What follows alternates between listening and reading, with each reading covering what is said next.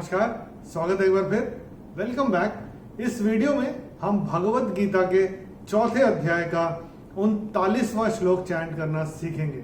In this video we will learn how to chant the 39th shloka of chapter 4 of the Bhagavad Gita and the shloka goes like this.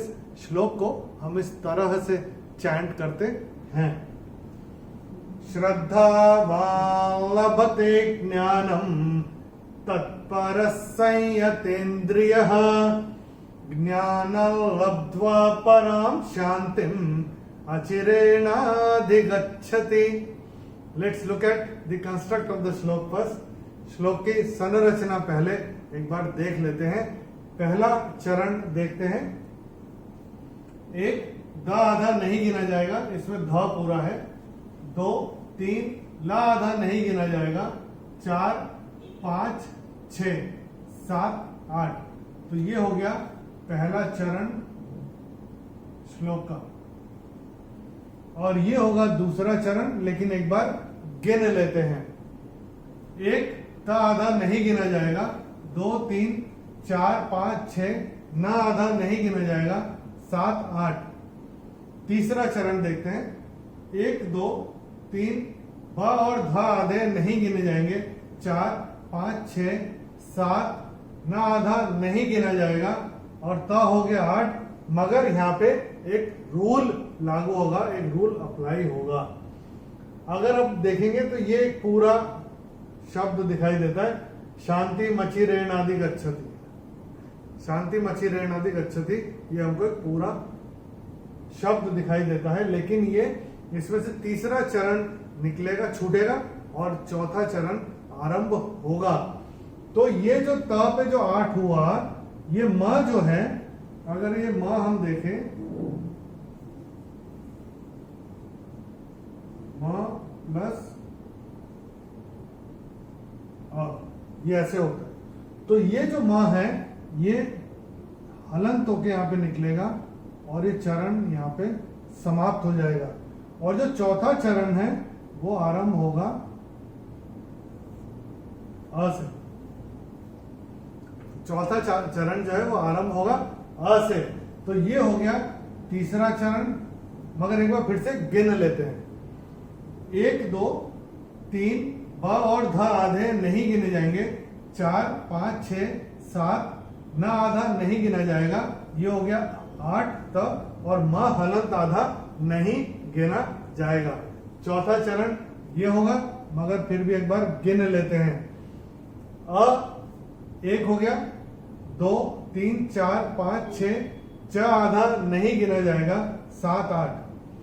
तो ये जो दूसरा metre हम कैसे chant करते हैं? ज्ञानं लब्ध्वा परां शांतिम् अचिरेणाधिगच्छति। Let's look at the rules that apply on this shloka. जो श्लोक में जो नियम लागू होते हैं वो एक बार देख लेते हैं। ये जो शब्द है, इसको जब हम चैंट करते हैं तो हम कहते हैं श्रद्धावान् लभते ज्ञानम्, ये ऐसा आएगा। तो श्रद्धावान्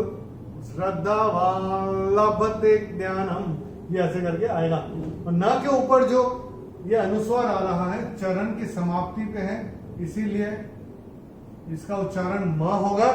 लेकिन अगर ये चरण की समाप्ति पे नहीं होता, बीच में होता चरण में, और उसके बाद का अक्षर होता त, तो इसका उच्चारण होता न, अनुस्वार का। अगर ये बीच में होता, क्योंकि ये चरण की समाप्ति पे आ रहा है, तो इसका उच्चारण होगा म। और ये जो विसर्ग आ रहा है दूसरे चरण में, इस विसर्ग के बाद का जो अक्षर है वो है स। और विसर्ग के बाद श, श या स आता है, तो विसर्ग का उच्चारण आधा श, श या स होता है। तो ये कैसा होगा? तत्परस, तत्परस संयतेन्द्रियः। और ये जो अनुस्वार आ रहा है स के ऊपर, उसके बाद का अक्षर है य। अगर हम नियम के हिसाब से जाएंगे तो य जब आएगा अनुस्वार के बाद, तो उसका उच्चारण अनुस्वार का होगा म। लेकिन हम लोग, मैंने कैसे चयन किया था? संयतेन्द्रिय, संयम जैसे हम बोलते ना, संयम, ऐसे संयतेन्द्रिय मैंने किया था। अगर हम संयतेन्द्रियम करेंगे तो भी ठीक है, लेकिन जब हम चैंट करेंगे तो शायद संयम या संयतेंद्रिय ज्यादा ठीक होता है। तीसरे चरण में ये जो न के ऊपर जो अनुस्वार आ रहा है उसके बाद का अक्षर है ल, और अनुस्वार के बाद जब ल आता है तो अनुस्वार का उच्चारण होगा म। तो रूल के हिसाब से तो इसका उच्चारण होना चाहिए म। लेकिन अगर आपने नोट किया हो तो मैंने जब नोट चैंट किया था मैंने कैसे ज्ञान लब्ध्वा पराम शांतिम ऐसे किया था।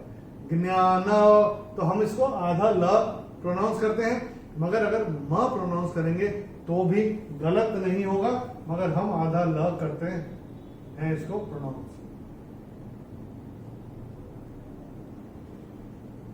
ज्ञान लब्ध्वा पराम शांतिम ऐसे करके करते हैं। और ये जो रा के ऊपर जो अनुस्वार आ रहा है उसका बाद का अक्षर है श, और अनुस्वार के बाद जब श आएगा तो अनुस्वार का उच्चारण होगा म।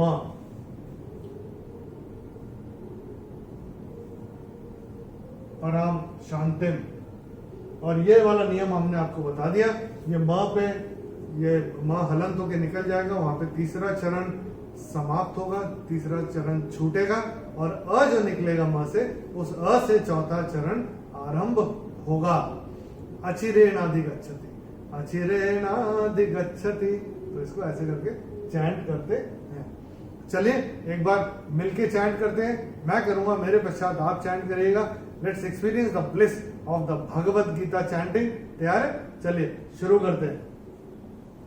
श्रद्धावान् लभते ज्ञानम्, श्रद्धावान् लभते ज्ञानम्, तत्परः संयतेन्द्रियः, तत्परः संयतेन्द्रियः, ज्ञानं लब्ध्वा परां शान्तिम्, ज्ञानं लब्ध्वा परां शान्तिम्, अचिरेणाधिगच्छति।